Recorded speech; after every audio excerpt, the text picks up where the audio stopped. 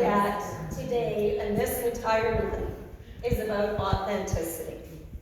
What is that? And what does it look like? And why do we want it? And why are we living that way? What is the point? We get along pretty well pretending to be other people. Pretending to be fashion gurus. To be pretending on social media to have our house all together and our life all together. And we do the best vacations and we do the best this. And then we copy everybody else on social media. I've watched so many people get dressed, it's crazy. But why do we do it? We do it because we have this incredible need to fit in. This incredible need to not be a standout, to not be pushed away by our society. And we do it here. Do it here all the time. I do it here. And why do we do that? Because we don't want to stand out. And then we sit there and we meditate and we do our Science of Mind prayer treatment to manifest the life we want. But we're not living our own lives. So how do we set our intention to have things manifest when what we're doing every day is living to conformity and constructs and ideas put forth by our parents, by our society, by a multitude of things. And the sad thing is, we're not even aware we're doing it.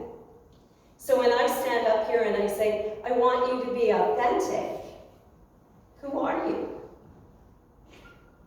What does that mean? So if I was to come up to any one of you, say, who are you? How would you answer? Any ideas? So a lot of us would say, well, I'm this person standing in front of you, this 5'2", impeccably dressed woman, right? Of a certain age. But is this who I am? No. I was a baby in somebody's arms. I was a dream come true, believe it or not. I was a toddler that got into tons of things, but that's not who's here. I was a teenager that desperately tried to get rid of her acne and didn't want her hips to get any bigger. Is that who's here today? No. In fact, there's not a part of me that's here today that was a single cell 10 years ago. Everything's different. So this can't be me. If this was me, every time I cut my fingernails, a part of me would die and fall away, but that doesn't happen. I'm still here. I'm still talking to you. Sans fingernails. So I know I'm not my body. So am I my mind? I can't be my mind. My thoughts change every day. When I was 20, I wanted to be Prime Minister. I wanted to go into politics. It was my dream. It was all my thoughts, all my ideas were going through politics. Then I found I liked theology. Really close to politics, but a whole different genre. So my ideas, even today, switched from what I wanted to wear, how I wanted to present myself, even questioning what my talk's about and how it was going to go. So my thoughts can't be me because I can change my thoughts. And my thoughts change themselves, sometimes with just emotions. Sometimes I'm caught up by fears that totally take me on a different track. So that can't be me. That's not the authentic me. Personality. So we all present here in our bodies with our thoughts, and we have an overall personality. What's the personality? It's not all me. I know there's a lot of my mom in here. I know there's a lot of my dad. I know my sister's voices are screaming in the background, and my brother. I know that my ancestors, my cousins, my aunts, they're all here. They're all a voice. And they all made me who I am. By telling me, oh, April, we like it when you're like this. I built up that part of my personality. Oh, April, you're so good at doing this. I took that on as being my personality. April, you're not the best house cleaner. I took that on as my personality. So that isn't me. None of that's me. I am presenting something, and there are truths in there, but they're not me. So what are we? And who is watching us when we're alone? We are the observed and the observer. So, Gary Zukav, who I love, who wrote Seed of the Soul and a number of other great books, talks about us being the little y, the body, the mind, the personality, inside a big Y. And the big Y is the soul. And authenticity, authentic power, is when we take that little y, all those things I discussed, and we align with the big Y. And you might say, how do we do that? Well, there's a number of different ideas of how we get there, and we'll be exploring each of them this month. But today I would like to bring up one that you're not going to like. And the way of aligning the little y with the big Y is you have to find out your truth. And you have to expose your truth. And the only way to do that is through shame. Now, I know a lot of you would have heard Brene Brown talk about this. She's a social psychologist that studied shame for years. She's had an amazing Netflix special talking all about shame. And what is shame? So it's not guilt. Guilt is when we do something to someone else and we feel bad about it. Or we do something that hurts somebody. That's guilt. Shame is when we judge ourselves, not good enough to do something or to speak our truth. And I see this in class all the time. We try to talk to people about different things that they might be struggling with in class. So we say, anybody struggle with prosperity, with manifesting prosperity? And it's pretty much mom. Very few people will say, yes, you know, that's something that I really have trouble manifesting. Because there's shame. We do this teaching, we do our science of mind, we do our meditations, we come to the classes, we come to Sunday services, and yet we're still not creating this life. And it's because we're not truthful with ourselves about where we're at. And I'm no different. I'm absolutely no different in any of this. So, for many of you know, I have a genetic lung condition. Had known about it for 25 years. Last summer, it reached the point where they decided I was candidate for a double lung transplant. So when you go through this process, you go through all this testing. They got to make sure everything's perfect. And because it's a privilege to receive this gift from someone. And they just don't want to throw away this gift that could be used by somebody. So first off, I had to feel worthy enough of saying, yes, I deserve to keep going. I'm of value. And trust me, you think you'll do it. But when push comes to shove, that little voice is in your head going, oh, but there's so many more important people out there to get this. So my shame was preventing me from jumping into this gift. And then one part of the process is you go through the psychologist and a sociologist. And we're going through this meeting, and my husband's sitting beside me, and the last thing she said to me was, say things you want to say to people. Be honest. Go out there, this is your opportunity. Because we don't know when the call's coming.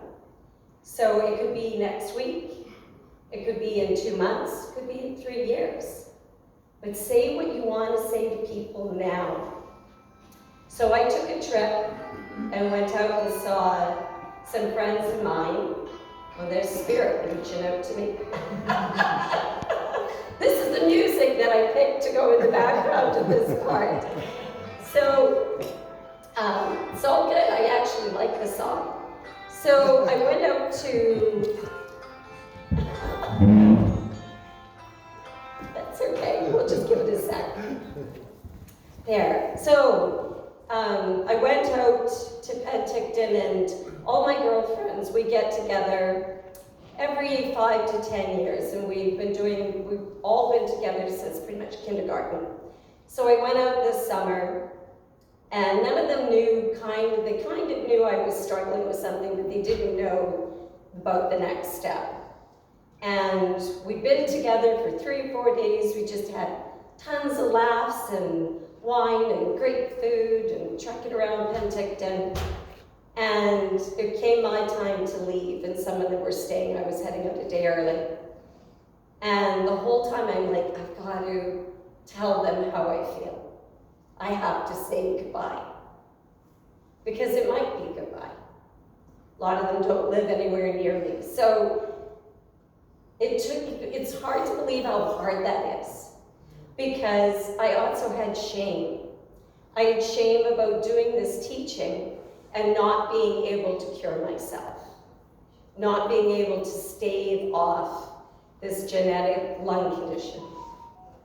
And that was playing in my mind. And also, because I believe in this teaching, I know it works. I sit with people all the time and do prayer treatment and see them heal and see them be amazing and have rich and full lives.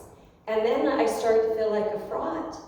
I'm like, how can I know this if I can't show myself as doing it? But they're not the same. You can know the truth and still keep it from yourself, still be inauthentic. And part of my inauthenticness was hiding it, was trying to present this image of, hey, I'm good, I'm amazing, I'm like doing this teaching night and day, and I am, but I'm also the other. I'm also still working that authentic bone. So my hope is in sharing this truth that it will free me from the shame of that idea of failure. And then I'm going to really be able to start setting my intention for perfect health and knowing I deserve it. That even though up until this point I haven't been able to reverse it, I'm still following this truth. I'm still a darn good practitioner. And it has nothing to do with the other. I just have to know for myself what I know for others. So this is my shame.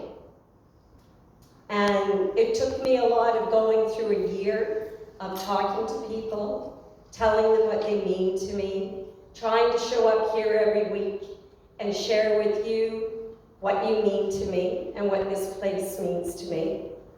And trying to do the best I can every single week to show up and be authentic. So, what are you holding? What is your shame? What's stopping you from stepping in alignment with your big why? Because it is amazing. Once you share these things and you get them out, you can't be held by them anymore. It's not a secret you're trying to protect and keep. You can only be authentic. You can't roll it backwards. And that is really wonderful. Someone said one time that when you get your secrets exposed, that it's really a gift. Because you're not spending all that energy trying to protect that secret. Trying to pretend and present someone you're not. I get scared. I get very scared. And then the teaching comes back to me, and I know this isn't it. And I know my bigger why. The soul is watching out over me. I know this teaching, and it gives me such love. And I'm telling you, when I finally told my friends what was happening, the love was overwhelming. Everybody said to each other how much they loved each other. Not just me. How much we meant to each other all our lives. What our lives would have been like without each and every one of them. I got to do that with the spiritual team a while back and reach out to them and say, you guys, I'm not knowing this right now. I'm scared. I'm not sure what's going to happen. And they call me to my truth. And they say, we know this. We've got this. So I would say I have lived more authentically in the last year, and then again in the last 4 months, than I have in my entire life. So who you meet here is me. And what I love is I know whenever that call comes, and no matter what happens, you will all know who I was, and what my soul was, and what my purpose was. And do you know what a gift that is? To know that you were seen. To know you were seen. It is such an amazing gift. Such an amazing gift. And you have all done that for me. So, let go of the shame. It's just self-judgment. It's not serving you. And it's keeping you from your authentic power, which in alignment creates that world you've been dreaming of. That's where creativity is. That's where innovation is. That's where expansion is. And if I can do one thing, that would be share with me your shame. Or share with a practitioner your shame. And let's get it gone once and for all. So I'd like to end with a poem that I love. And since I'm talking, I get to read the poems I love. So I'm just going to read here. Okay. So some of you might have heard this. I've read it before. But it's, over my lifetime, meant different things to me. And yeah, if you could just hear it and think of saying it even to yourself. It doesn't interest me what you do for a living. If the story you are telling me is true, I want to know if you can disappoint another, to be true to yourself, if you can bear the accusation of betrayal and not betray your own soul, if you can be faithless and therefore trustworthy. I want to know if you can see beauty, even when it is not pretty, every day, and if you can source your own life from its presence. I want to know if you can live with failure, yours and mine, and still stand at the edge of the lake and shout in the silver of the full moon, yes. It doesn't interest me to know where you live or how much money you have. I want to know if you can get up after a night of grief and despair, weary and bruised to the bone, and do what needs to be done to feed the children. It doesn't interest me who you know or how you came to be here. I want to know if you will stand in the center of the fire with me and not shrink back. It doesn't interest me where or what or with whom you have studied. I want to know what you ache for, and if you dare to dream of meeting your own heart's longing. It doesn't interest me how old you are. I want to know if you will risk looking like a fool for love, for your dream, for the adventure of being alive. It doesn't interest me on what planets are squaring your moon. I want to know if you have touched the center of your own sorrow if you have been opened by life's betrayals or have become shriveled and closed from the fear of further pain. I want to know if you can sit with pain, mine or your own, without moving to hide it or fade it or fix it. I want to know if you can be with joy, mine or your own, if you can dance with wildness and let the ecstasy fill you to the tips of your fingers and toes without cautioning us to be careful, to be realistic, to remember the limitations of being human.